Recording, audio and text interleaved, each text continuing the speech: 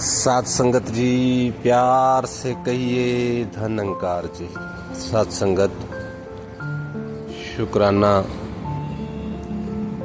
सात संगत भक्ति का ही रूप है। हम सब ने संतों महापुरुषों के मुखारविंद से ये सुना कि शुक्राना भक्ति है। तो फिर सत्संगत एक ये भी मन है, वकील है सत्संगत तीनों लोगों का। ये किसी भी बात को ऐसे मानता नहीं। तो फिर इसमें सत्संगत प्रश्न आया कि कैसे शुक्राना भक्ति कैसे हो सकता है। तो सत्संगत जब भी हम इसका शुक्राना मन की गहराइयों से करते हैं, हर दिन करते हैं, हर श्वास करें। सत्संगत जब भी कम है, क्योंकि सत्संगत इस दाता ने हमें इतनी दातें बख्शी, ये श्वास बख्शे, और सत्संगत अनेकों अनेकों दातें कि हर श्वास में भी इसका शुक्राना करें तो भी मुश्किल है सत्संगत। और प्यारी सत्संगत, शुक्राना भक्ति कैसे? क्योंकि सत्संगत जब हम शुक्राना कर रहे हैं तो सत्संगत जाहिर सी बात है, जिसका शुक्राना करेंगे उसका भी जिक्र होगा, उसका भी ध्यान होगा। तो प्यारी सत्संगत, शुक्राना प्रभु का करते हैं तो इसका ध्यान भी होता है। और जब हर पल इसका शुक्राना होता है सत्संगत, तो हर पल इसका ध्यान होता है। तो सत्संगत जब इसका ध्यान हो गया तो फिर सत्संगत इससे ऊपर क्या ही बात हो सकती है। तो ये भक्ति बन जाती है फिर कि ध्यान हो जाना।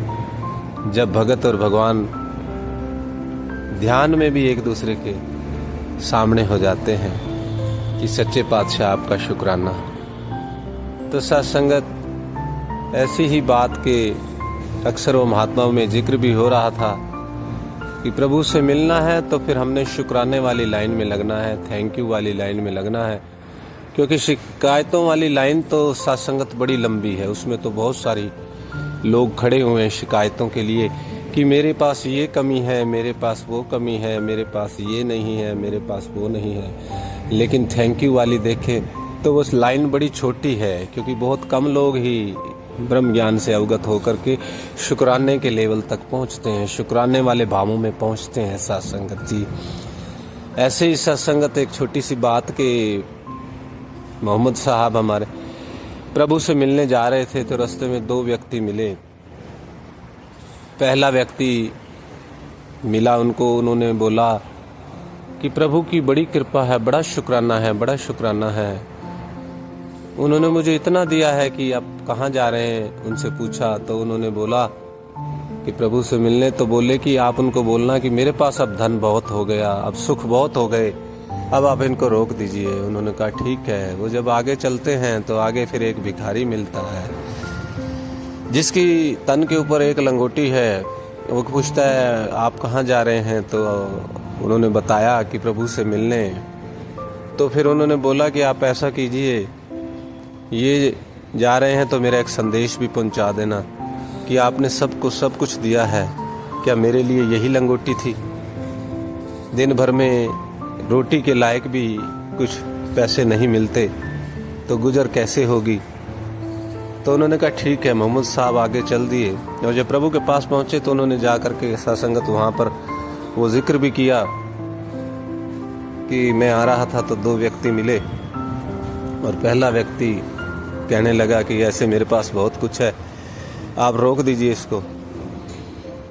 तो उन्होंने प्रभु ने कहा कि उसको कहो कि शुक्राना करना छोड़ दे, वो हर पल शुक्राना करता है।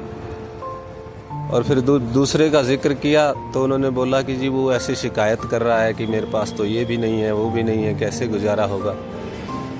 तो प्रभु कुछ नहीं बोले, बोले कि उनसे बोल दो कि शिकवे शिकायत की आदत छोड़ दे। तो जैसे ही वो वापस आए तो उनको वो मिले पहले वाले व्यक्ति जो शिकायत कर रहे, जो शुक्राना कर रहे थे। तो उन्होंने जब आकर के पूछा कि आपने मेरी बात कही, तो उन्होंने कहा कि आप शुक्राना करते हो, आप शुक्राना करना छोड़ दो, आपके पास धन आना रुक जाएगा, बंद हो जाएगा।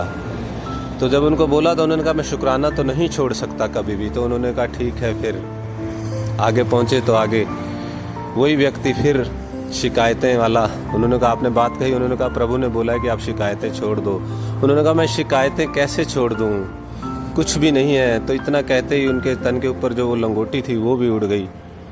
तो सत्संगत यहाँ पर यही बात आती है कि शुक्राना इसलिए भक्ति है कि प्रभु ने भी बोला कि अगर शुक्राना करते रहोगे तो धन आता रहेगा, सुख आते रहेंगे, आनंद आते रहेंगे, संतोष सब्र आता रहेगा। लेकिन अगर शिकायतों में पड़ गए तो जो है वो भी फिर शायद पास में ना रहे।